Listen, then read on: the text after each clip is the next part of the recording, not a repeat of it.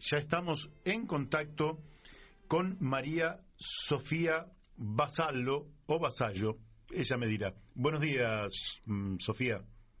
Hola Mario, buen día. Mi nombre es María Sofía Vasallo. Vasallo, es bien italiana. Sí. Bueno, exactamente. Hablas con un Mazzitelli, así que estamos más o menos en órbita.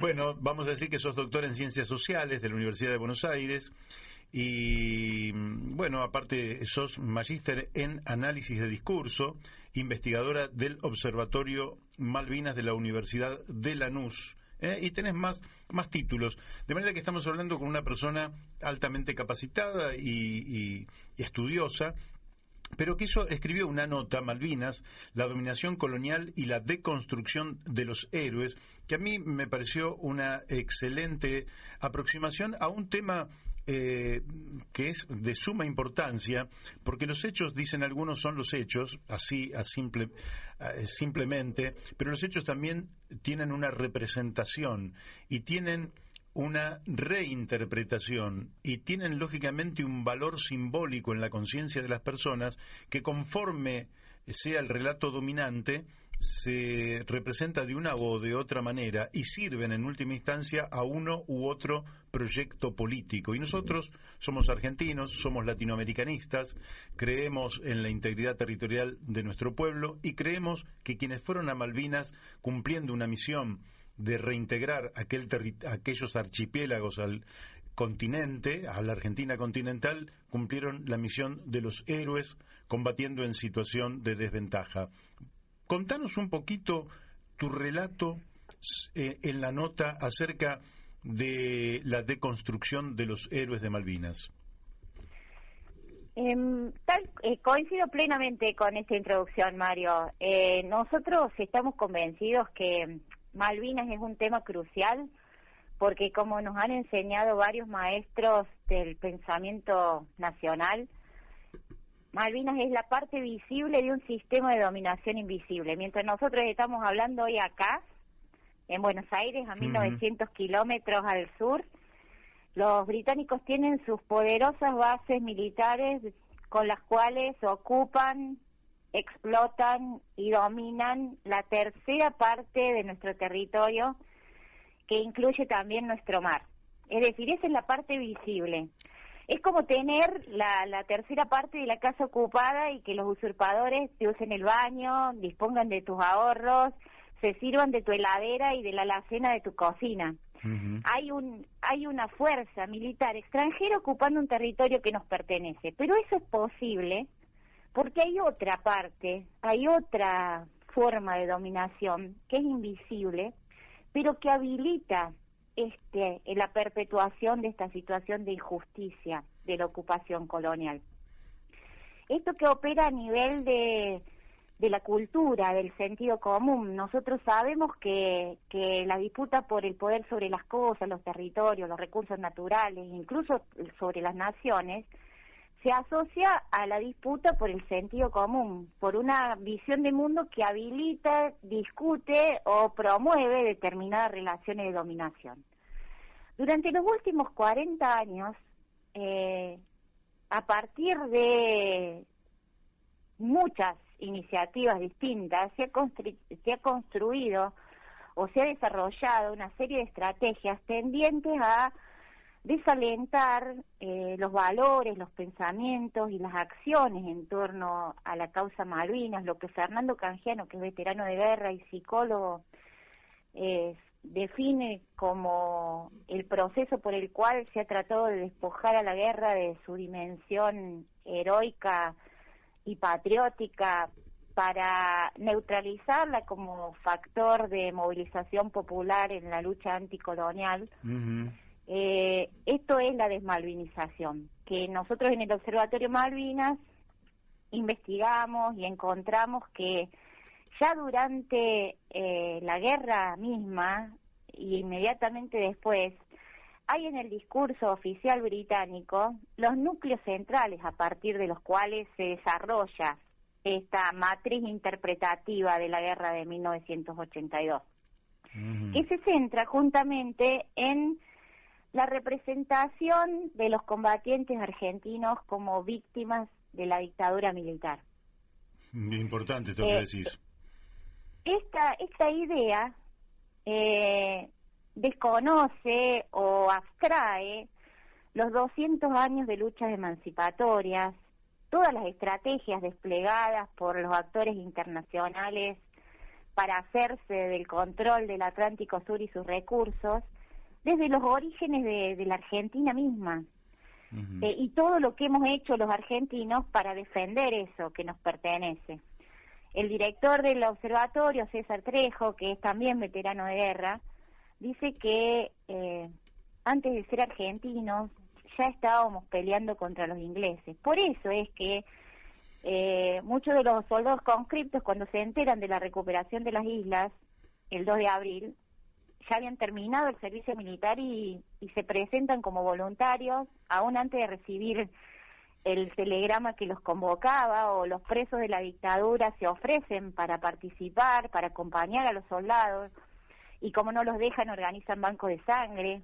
Por eso es que la CGT, después de haber sido duramente reprimida en la marcha del 30 de marzo del 82, 3 días después vuelve a volcarse masivamente a las calles y a las plazas junto al resto de las organizaciones del pueblo argentino para apoyar la acción de recuperación territorial. Es decir, la guerra de Malvinas es algo sumamente complejo.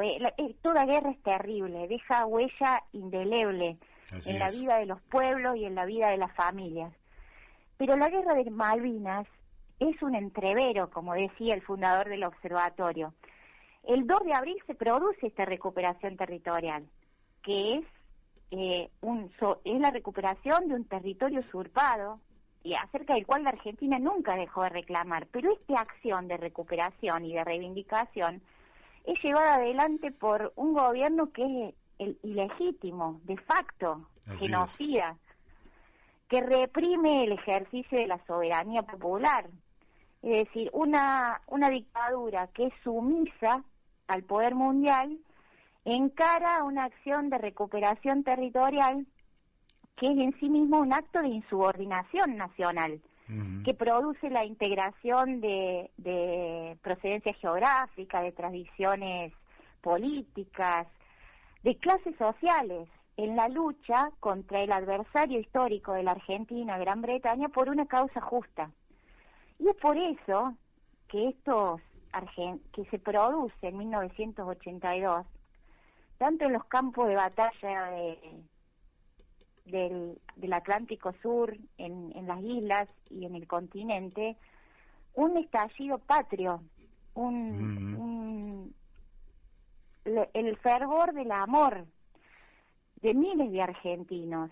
Y es así que en los campos de batalla nuestros soldados surgidos de entre el común de nuestra gente, gente sencilla, fue capaz de realizar actos heroicos que nunca han imaginado que podrían llegar a ser.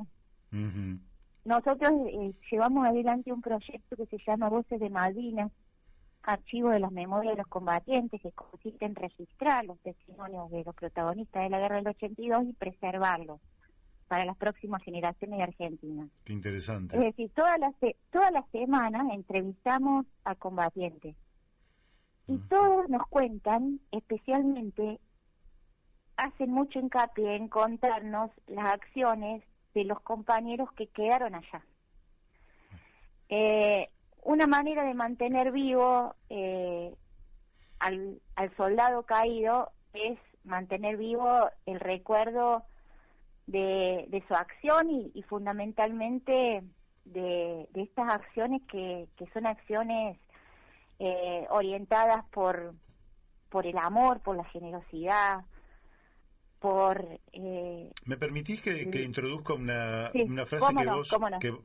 Introduzco nada más una frase que vos rescatás de César Trejo, que vos decís que sostiene que un héroe no es un ser extraordinario, sino una persona ordinaria que, puesto en una situación extrema, saca lo mejor de sí para defender un bien superior. Es decir, que el héroe es la encarnación de la virtud, el espejo donde queremos mirarnos para ser mejores. Es hermosa la frase y me lleva Sí. a pensar que la acción del enemigo es tratar de romper el espejo para que nuestras jóvenes generaciones no quieran mirarse en él.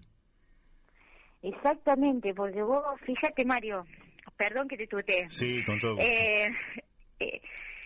En la guerra de Malvinas hubo muchos actos heroicos individuales y también muchas acciones heroicas colectivas, y se puede pensar también como acción colectiva en ese sentido.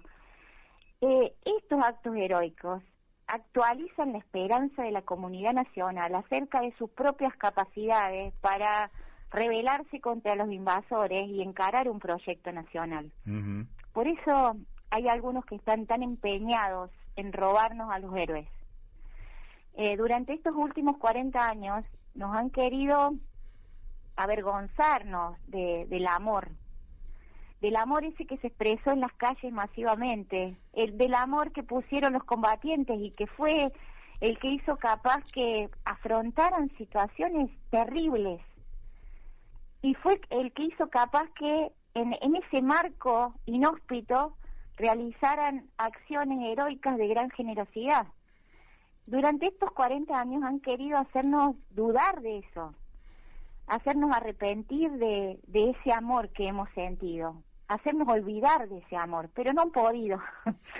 A pesar de todos los esfuerzos operados desde arriba hacia abajo, nosotros podemos ver, tenemos otro proyecto en el que hacemos eso, relevamos las marcas de la memoria de Malvinas que los argentinos se han ingeniado en producir en todos los rincones del país, aunque no haya ningún soldado combatiente en la comunidad o no haya un vínculo directo de sangre con los protagonistas de la guerra. En cualquier pueblito de la Argentina donde nosotros vamos hay o un gran monumento o un pequeño y humilde monolito, pero siempre hay algún modo de recordar, de honrar y de mantener viva la memoria de estos actos que fueron reivindicatorios.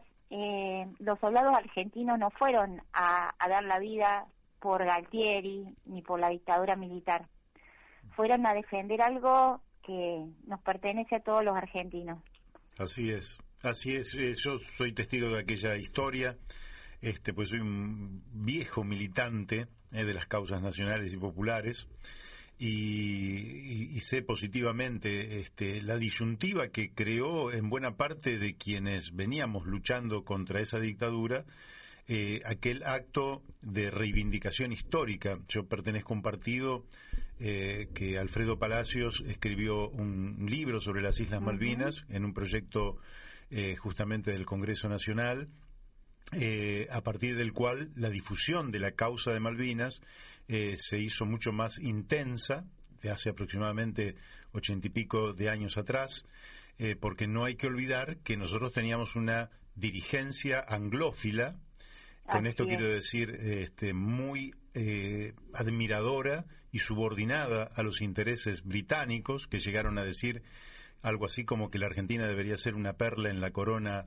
de la corona británica, y sin embargo el sentimiento nacional era el que se tenía que imponer, y es el que nos quieren quitar, el que nos quieren robar, y que nos roban en la práctica también con la ocupación de nuestro territorio, con la pesca, con los permisos de pesca, con todos los abusos que estamos sufriendo, y hasta con la proyección antártica, que es otro tema absolutamente estratégico para la Argentina. ¿Cómo ves de aquí en adelante? Nosotros estuvimos el 2 de abril allí en el Monumento a los Caídos, en Retiro.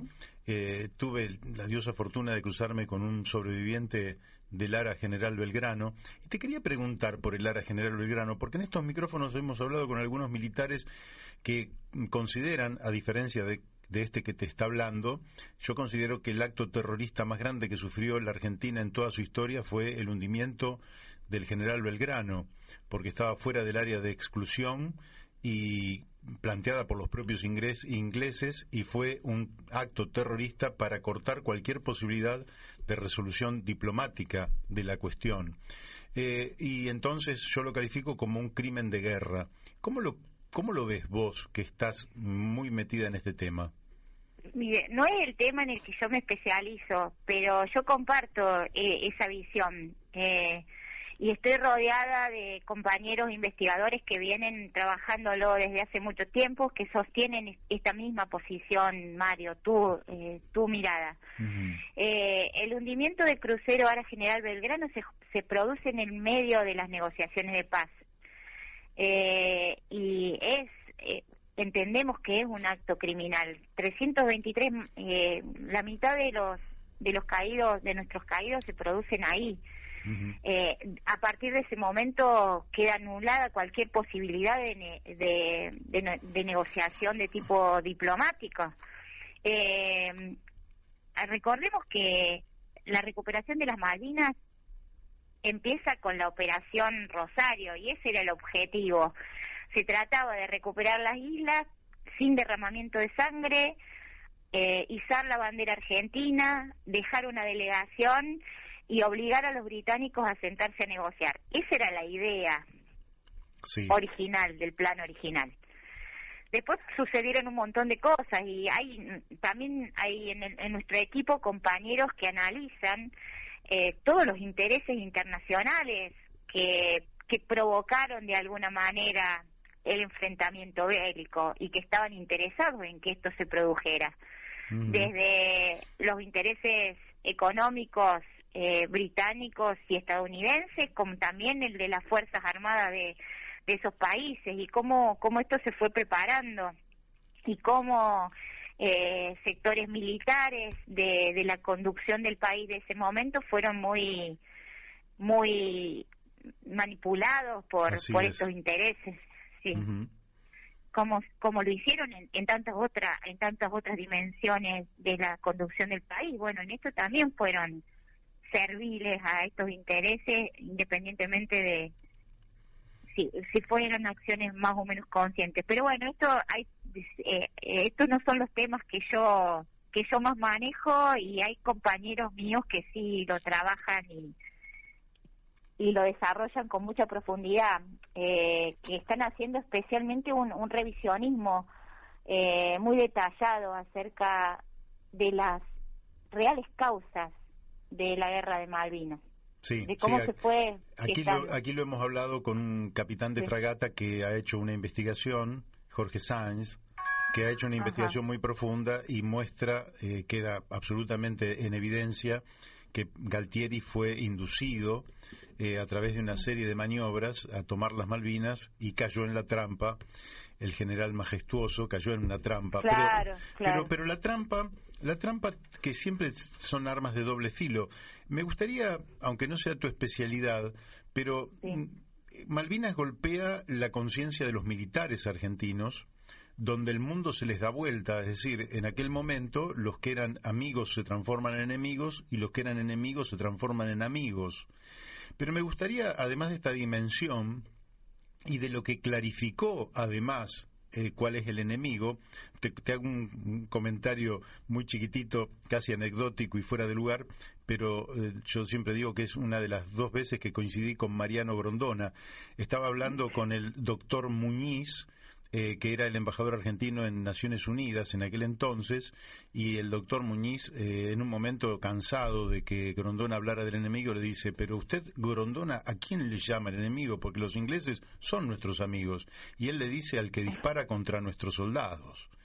Es decir, el enemigo ya estaba evidente. El que disparaba contra nuestros soldados era nuestro enemigo. Y me gustaría preguntarte además, ¿qué pasó con América Latina? Porque se generó para el imperio otro monstruo, que era la posibilidad de que América Latina se unificara detrás de una bandera común. Es muy importante lo que pasa en toda América Latina. Enrique Oliva, que era corresponsal en Londres durante 1982, escribió que durante las 10 semanas que duró la guerra de Malvinas, Argentina conmovió al mundo, internamente se unió como nación y conquistó la admiración de pueblos de la tierra en una lucha heroica y desigual contra el colonialismo. En las embajadas de Perú, Venezuela, Cuba, Panamá, se reciben a voluntarios de esos países que se ofrecen para ir a combatir junto a los soldados argentinos. También en Caracas se realiza un apagón en repudio del criminal hundimiento del crucero General Belgrano. Perú hace un operativo secreto y muy peligroso para enviar 10 aviones Mirage para fortalecer a la Fuerza Aérea Argentina.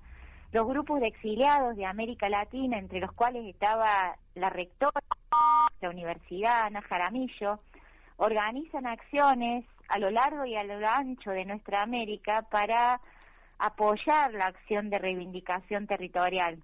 En ese marco hacen la Declaración de Lima, que es un texto de alguna manera profético porque anuncia la vacuidad de ciertos organismos internacionales, el peligro de la ocupación colonial de esas islas y de cómo la dominación colonial se extiende de diversas maneras. Incluso en España, en Madrid, españoles marchan por las calles al grito de gobierno gallina, aprendan de Argentina. Es decir, es esa actualización de la tradición histórica en la acción popular la que convierte la mezquina maniobra de un dictador en una misión colectiva anticolonial que tiene un gran potencial movilizador. Por eso los británicos lo advierten, los británicos nos conocen tal vez más que nosotros mejor que nosotros mismos, se dan cuenta y actúan en consecuencia. Margaret Thatcher dice, si este tiene éxito, habrá otros ejemplos en otro lugar. Y Winston Churchill nieto afirma que a los argentinos hay que revolcarlos en la humillación para que nunca jamás piensen en pretender territorio británico. Y el vocero de Margaret Thatcher dice, hay que lograr que hasta los niños no vuelvan a pensar más en las Falklands imponiéndoles el pago de esta loca aventura. Es por eso que a partir de el transcurso mismo de la guerra empiezan a trabajar en estos núcleos centrales, en el marco de los cuales o con los cuales se va armando esta matriz interpretativa de la guerra fundada en la representación de los combatientes argentinos como víctimas. La victimización de los combatientes, como dice Rosana Buber, la antropóloga que más ha hecho para reivindicar el campo de estudios de la guerra de Malvinas en el sistema científico nacional, ella dice que la victimización los fija en la minoría de edad, los desubjetiviza, los deja como objetos pasivos de la manipulación y la acción de otros. Dentro de este marco tenemos a los chicos de la guerra, una generación de antihéroes, diezmada, aislada, resentida, a la que solo le queda la reiteración del relato de sus propios padecimientos. Y con esta operación se desenfoca la identificación que usted también marcaba recién del adversario. El enemigo ya no es el invasor británico, sino el oficial argentino. Y con esto también se invisibilizan los crímenes de guerra británicos. Claro. Clarísimo. Vos sabés que se me fue el tiempo. Yo te agradezco la amabilidad que has tenido y no descarto que volvamos a hablar en no mucho tiempo porque esto es historia viva, es decir, no estamos hablando de algo que sucedió y ya no sucede, sino que estamos hablando de un invasor que de manera continua toma un territorio que es nuestro, toma un mar que es nuestro, pretende cosas que son nuestras y que lo tenemos allí plantado como nuestro enemigo. Así que la vamos a seguir en algún momento si vos tenés nuevamente la amabilidad de acceder a una entrevista. A disposición, Mario, un gustazo. Nosotros estamos convencidos de que una batalla central por la soberanía es la que se libra en los corazones y las mentes de los argentinos. y para esto sirve mucho el trabajo que ustedes hacen, así que un fuerte abrazo a ustedes y un saludo a toda la audiencia y el equipo. Muchísimas gracias. Bueno, ustedes la han escuchado, hemos hablado con Sofía Basallo.